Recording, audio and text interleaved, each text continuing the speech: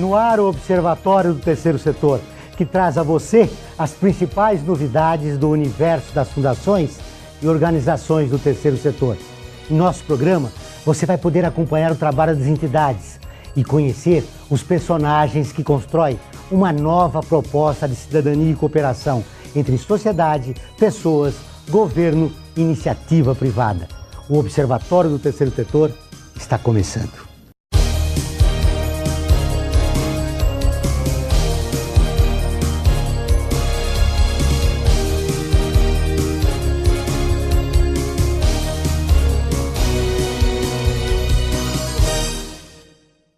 Hoje estamos recebendo o Júlio Lima, que é diretor de construções na organização Teto. Júlio, obrigado por aceitar o nosso convite. Eu que agradeço pelo convite. Obrigado, João. Como é que está o trabalho da organização Teto? Está crescendo. O Teto não para, né? O Teto trabalha incansavelmente. Todos os dias tem voluntários se mobilizando para trabalhar para um objetivo que a gente acredita que é acabar com a pobreza na América Latina. A gente sabe que vocês trabalham com déficit grande. Há um déficit muito grande de moradias para a população de baixa renda.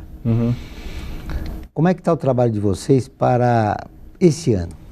Bom, a nossa meta esse ano é construir mais de 600 moradias de emergência e o nosso foco é trabalhar com aquelas famílias que vivem em situação de extrema pobreza, em favelas que estão esquecidas, excluídas e que não há um atendimento social a essas famílias. Então, o nosso foco é trabalhar nas favelas mais precárias da região metropolitana de São Paulo, nesse momento. Em São Paulo existem mais de 1.200 favelas. Sim. Vocês conseguem atuar? Nesse momento, a gente já atuou desde 2006 até agora em 58 favelas e a gente tem presença permanente em 18 delas hoje. O que falta para vocês sensibilizarem mais voluntários, doadores, para esse projeto que vocês desenvolvem? Bom, o trabalho do Teto é também um trabalho de conscientização, né? Ao trabalhar com jovens universitários e famílias que vivem em situação de pobreza, a gente pretende também incluir a iniciativa privada, os meios de comunicação, as universidades, o poder público, para realmente levar em consideração a opinião dessas famílias, a situação em que elas vivem e fazer do problema da pobreza um problema prioritário na agenda da sociedade. Vocês têm encontrado dificuldades? É difícil, assim, a gente encontra bastante dificuldade em realmente atender todas as famílias que têm necessidade, porque, como você mesmo falou, o déficit é muito grande e a conscientização é um projeto de longo prazo, assim, não acontece do dia para a noite. Há também uma vertente cultural na sociedade brasileira que é o preconceito, né? Claro. A gente encontra isso, assim, o estigma de que a favela é lugar de vagabundo, de ladrão, e não é nada disso. No final das contas, as comunidades têm os problemas, mas a gente encontra muita gente boa, trabalhadora, decente, que realmente só precisa de uma oportunidade para melhorar a sua vida. Como vocês escolhem as famílias que recebem ajuda para construir suas casas? Bom, quando o Teto entra em uma comunidade, a gente faz uma apresentação convidando todos os moradores que tenham interesse no projeto e a gente entrevista as famílias que vivem em moradias precárias. A gente leva em consideração alguns aspectos como a composição sociodemográfica dessa família, então quantas pessoas vivem naquele barraco, qual a idade, renda, escolaridade, condições de saúde e as condições físicas da moradia, de que material é feito, se é de lona, de papelão, de madeirite, se chove dentro, se entra água, se tem alguma infestação de rato, barata. Então toda essa condição de precariedade é levada em consideração e a gente prioriza as famílias que têm mais necessidade. Então, quando a gente escolhe essas famílias, a gente volta para conversar com elas, apresentar o projeto e quais serão as contrapartidas que elas têm que oferecer também. Quando você fala gente, como é formado o grupo do Teto? Hoje o Teto tem 10 diretores contratados, todos jovens também, até 30 anos. E a gente tem um grupo de quase 300 voluntários permanentes que dedicam o seu tempo livre entre o trabalho e a faculdade para desenvolver os projetos permanentes do Teto, que são captação de recursos, captação de novos voluntários, divulgação nos meios de comunicação. Então são 300 voluntários que estão aí trabalhando diariamente, seja para encontrar novas comunidades, para entrevistar as famílias, ou para preparar o trabalho até chegar em uma construção. Tem um viaduto que liga a Avenida Rude com a Avenida Rio Branco. Embaixo tem a favela Moinho. Pegou fogo a favela no ano passado, o viaduto ficou interditado 6 meses. Custou 9 milhões a obra de reconstrução. 9 milhões dariam para construir casas populares, eu acho que para várias comunidades. Como o Teto trabalha com essas informações quando ele poderia utilizar esse recurso, a própria prefeitura, e fazer um trabalho em conjunto? Vocês já conversaram com a prefeitura a respeito da localização das favelas, de quanto se gasta para se reconstruir quando pega fogo? Como é que você faz o trabalho quando a favela Moinho pegou fogo? Vocês foram lá, sensibilizaram os moradores? Como é feito isso? Na favela Moinho a gente não chegou a fazer uma atuação concreta, a gente visitou, mas não chegou a desenvolver nenhum projeto, até porque as famílias já estavam sendo atendidas por outras organizações ou até a própria prefeitura, né? Então, a questão do moinho tem um fundamento mais básico, que é a questão da terra, né? A questão do terreno em que eles moravam, da localização também, que é um terreno que é alvo de especulação imobiliária, é muito bem localizado em uma região da cidade em que há poucos terrenos disponíveis, né? Então tem toda essa questão por trás do incêndio, né? Então, o incêndio, eu acho que, infelizmente, é uma situação muito trágica que afetou demais a vida dessas famílias. A gente sabe que até hoje elas não têm uma solução definitiva, mas também levou essa questão para a mídia, também deu visibilidade para que há pessoas vivendo em condições extremamente precárias no centro da cidade de São Paulo, que é a cidade uma das cidades mais ricas do mundo, e que não estão sendo levadas em consideração. Onde o atual prefeito, Kassab, quer construir 20 mil moradias. É o prefeito Haddad.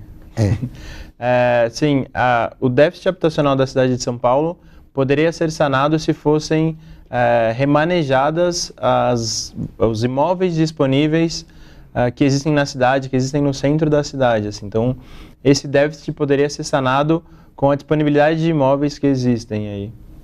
Poderia ser feito esse trabalho, mas eu sinto que, por exemplo, existe na classe média um preconceito em relação à população de baixa renda que não tem moradia. Quando eles recebem o Singapura, dizem, olha, ele se desfaz das portas, janelas, não há uma sensibilização para essa população que recebe a casa. Como é que vocês lidam com esse preconceito? Você responde isso logo depois do nosso intervalo. Voltamos dentro de instantes. Aguarde.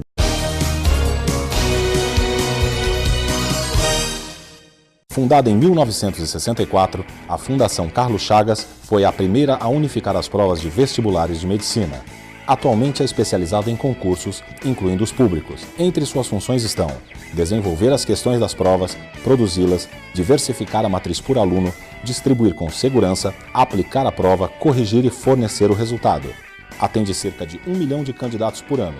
Conheça detalhadamente o trabalho da Fundação acessando o site www.fcc.org.br.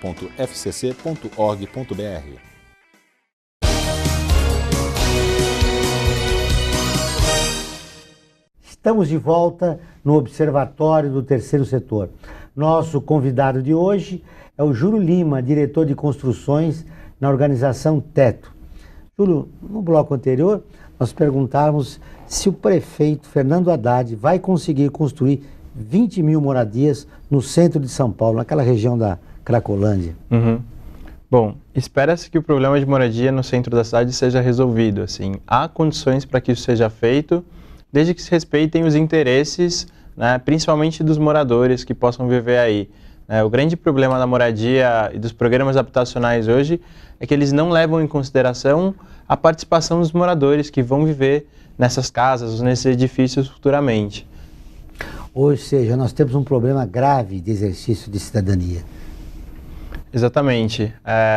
As famílias, elas não precisam de uma casa doada, elas não precisam de um presente, elas precisam de oportunidade, né? Elas querem oportunidades, elas precisam ser ouvidas, elas podem trabalhar por isso. Assim. Você está lidando com um aspecto cultural muito grave na nossa sociedade. Nossa democracia representativa ainda é tênue, ela é jovem. Existe algum plano, algum projeto dentro da organização Teto para resolver esse problema dos direitos humanos? Bom, o Teto tem como um de seus objetivos estratégicos a incidência em políticas públicas e também a formação de consciência e a promoção de ação social nos voluntários. Então, quando você promove um encontro de jovens que estudam nas melhores universidades da cidade, do estado, que mais tiveram oportunidades, com aquelas famílias que menos tiveram oportunidades, você derruba muitos preconceitos, você cria encontros que têm um potencial enorme de trabalho, de desenvolvimento. Então esses jovens e os moradores também percebem que eles podem sim fazer a diferença, que eles podem exigir os seus direitos e que eles podem ter uma participação ativa na política. E a questão também da visão assistencialista, né? Isso é muito difícil, é cultural já, né, na sociedade. Então, muitas organizações, historicamente, vêm trabalhando com projetos assistencialistas. É claro que esses projetos têm a sua importância. Quando uma pessoa passa fome, ela está com fome àquela hora, não dá para esperar, né? Mas o Teto tenta fugir de um modelo assistencialista para promover o desenvolvimento a longo prazo. Então, quando a gente trabalha empoderando as famílias para que elas realmente possam ser as protagonistas do seu desenvolvimento, chega um momento em que o Teto já não é mais necessário naquela comunidade. Então a gente pode sair tranquilo, sabendo que aquelas famílias, as lideranças comunitárias, vão continuar trabalhando para desenvolver o seu bairro, as suas casas, as suas famílias. Por isso que o Teto exige a participação financeira das famílias, né?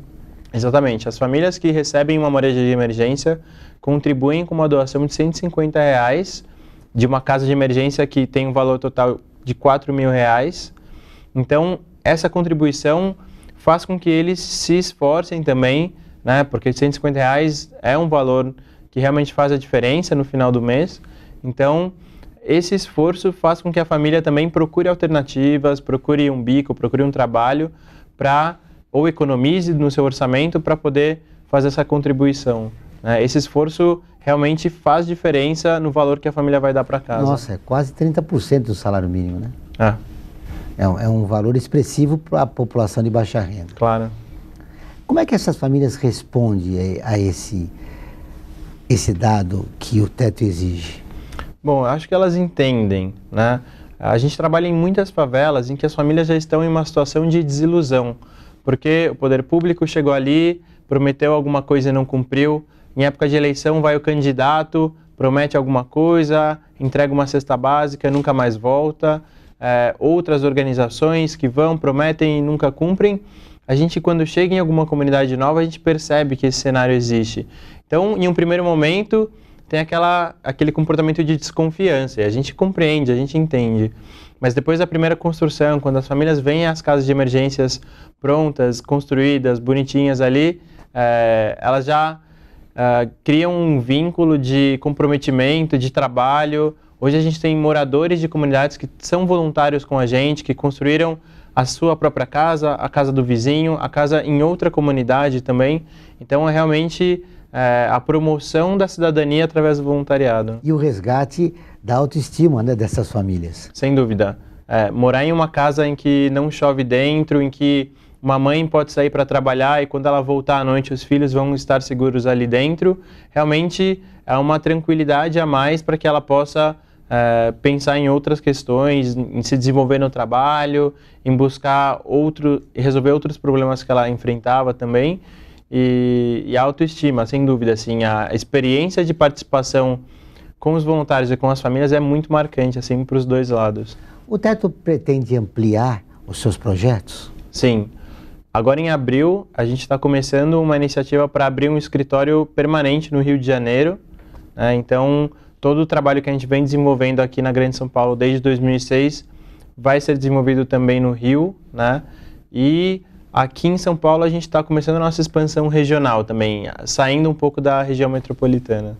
No Rio o trabalho deve ser diferente, porque as favelas estão no centro. Aqui boa parte das favelas ficam na periferia. Uhum.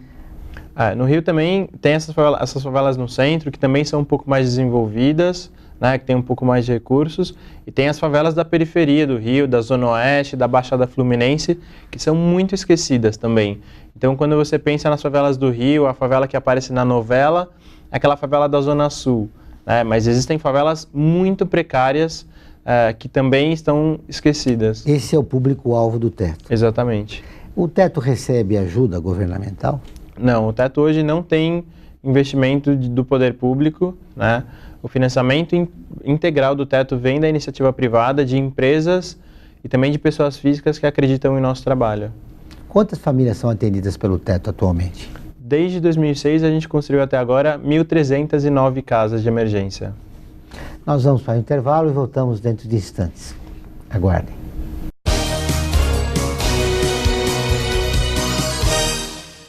Fundada em 1964, a Fundação Carlos Chagas foi a primeira a unificar as provas de vestibulares de medicina. Atualmente é especializada em concursos, incluindo os públicos. Entre suas funções estão desenvolver as questões das provas, produzi-las, diversificar a matriz por aluno, distribuir com segurança, aplicar a prova, corrigir e fornecer o resultado. Atende cerca de 1 milhão de candidatos por ano. Conheça detalhadamente o trabalho da Fundação acessando o site www.fcc.org.br.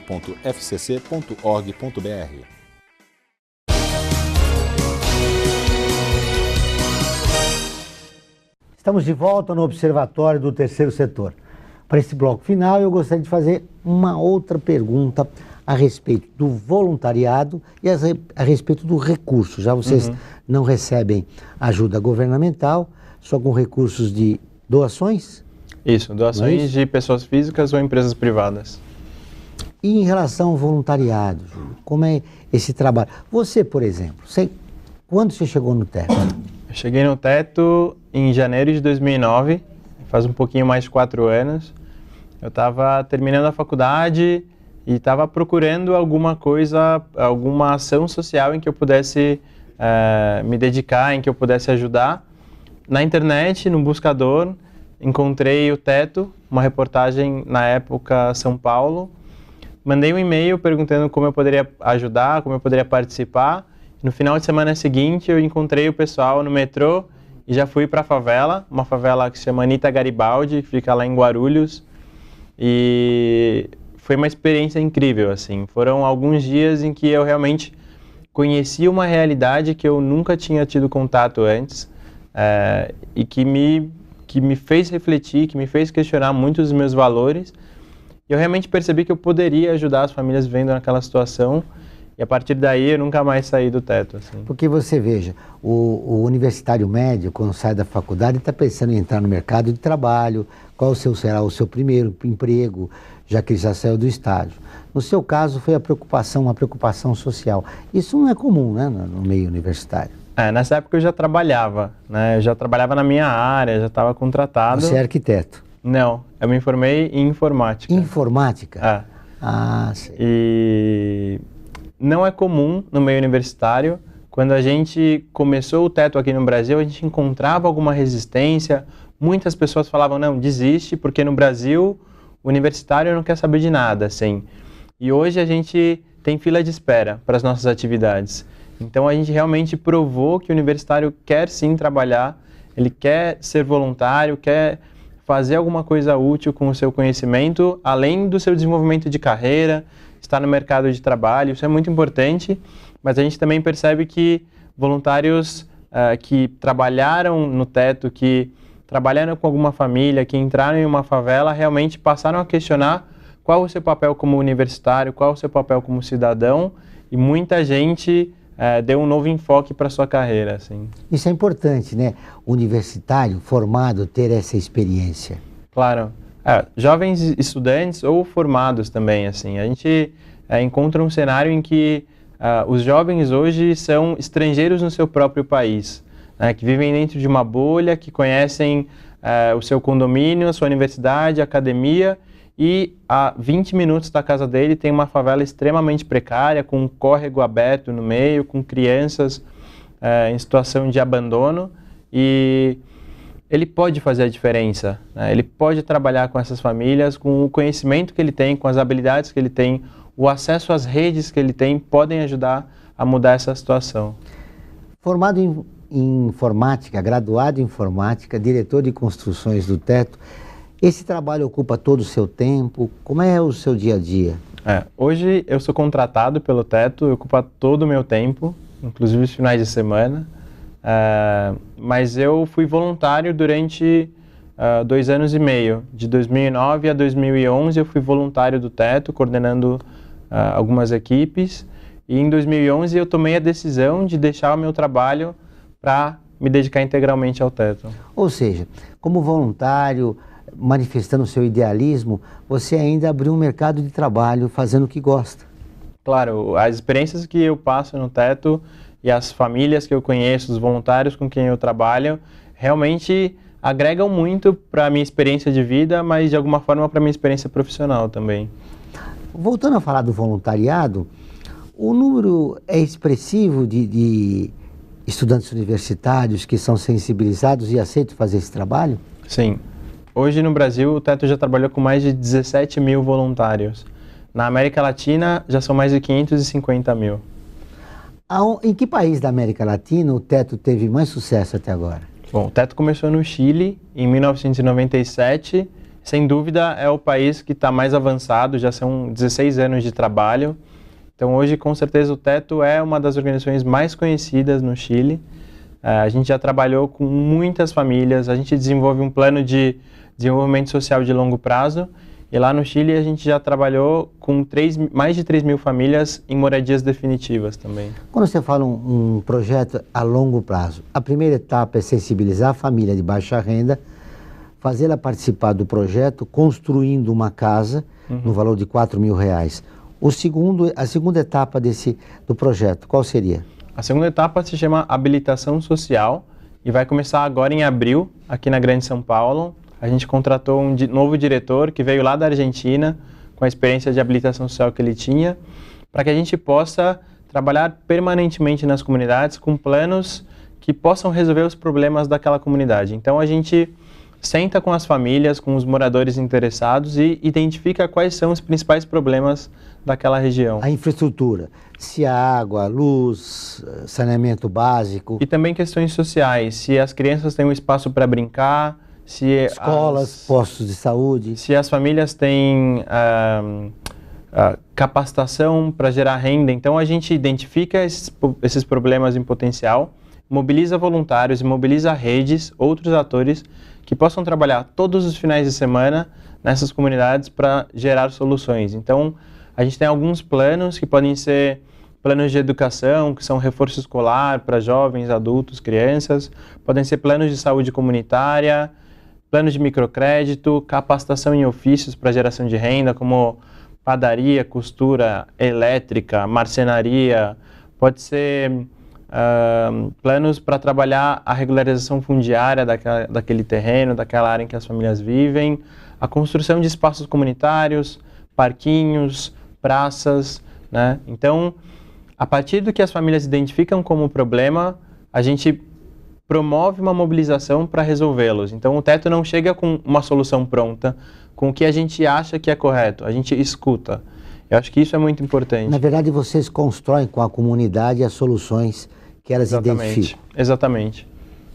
Escutar é muito importante, né? Saber o que é prioritário para aquelas famílias, porque eu não moro lá. Eu posso chegar achando que o córrego é o principal problema, mas para as mães que moram ali, talvez um espaço para os filhos brincarem seja mais relevante naquele momento. E a gente pode pensar num córrego a médio, a longo prazo. Além dos equipamentos públicos, o importante que você destacou é que essas famílias se tornem economicamente ativas. Claro, a gente pode promover planos de capacitação em ofícios, né, para que as famílias encontrem condições para se desenvolver por si sós, né, para que elas possam chegar ao mercado de trabalho e para que elas possam começar a se mover também, né? Então, a ideia é ir gerando oportunidade para essas famílias. Para fechar nossa entrevista, 10 segundos para você dizer por que é importante um jovem participar das iniciativas do Teto. Bom, acho que hoje existe um problema muito grande na sociedade e que os jovens têm a força, têm o potencial e têm a energia para se dedicarem, para estarem aí no seu tempo livre, porque no final das contas é um trabalho muito gratificante. Você vai conhecer outros voluntários, você vai conhecer essas famílias que moram aí e criar uma sociedade na qual a gente realmente gostaria de viver, assim, uma sociedade mais justa, mais igualitária, onde todas as pessoas possam exercer os seus direitos. Obrigado, prazer em vê-lo. Obrigado. Agora vamos conhecer mais um personagem do terceiro setor.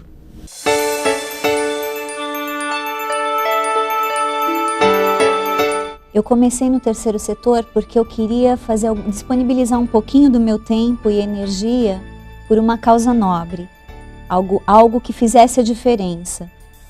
Hoje eu percebo que estar no terceiro setor não é nada fácil, é uma luta diária, é uma guerra constante, mas é uma coisa que vale a pena, porque faz muito melhor. Para mim, eu ganho muito mais do que eu dou. O terceiro setor me ensinou que às vezes um pouquinho que a gente faz é tanto para uma outra pessoa. Eu vejo que Chefes Especiais melhora tantas histórias e hoje eu tomo consciência disso e por esse motivo eu quis ampliar todo esse trabalho. Hoje virou um instituto Chefes Especiais com diversos projetos em andamento. Meu nome é Simone Berti e eu faço parte do terceiro setor.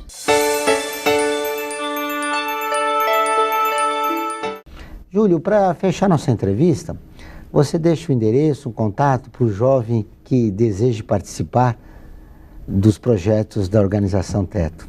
Legal, muito obrigado. Qualquer pessoa, qualquer jovem que queira se voluntariar no Teto, é só entrar no nosso site, que é www.teto.org.br. O nosso telefone é 11 2366 5053. E lá você pode encontrar todas as informações para ser um voluntário, para ser um doador, um amigo do Teto, como você pode ajudar com a sua empresa também. E qualquer outra informação que a gente não conseguiu falar aqui na entrevista, só escrever para a gente, com prazer respondemos. Obrigado. Obrigado, Júlio. E chegamos mais ao final de uma edição do Observatório do Terceiro Setor, um programa que trata dos assuntos ligados ao terceiro setor. Espero você aqui toda semana, participando e ajudando na construção de uma sociedade mais justa e solidária. Até a próxima.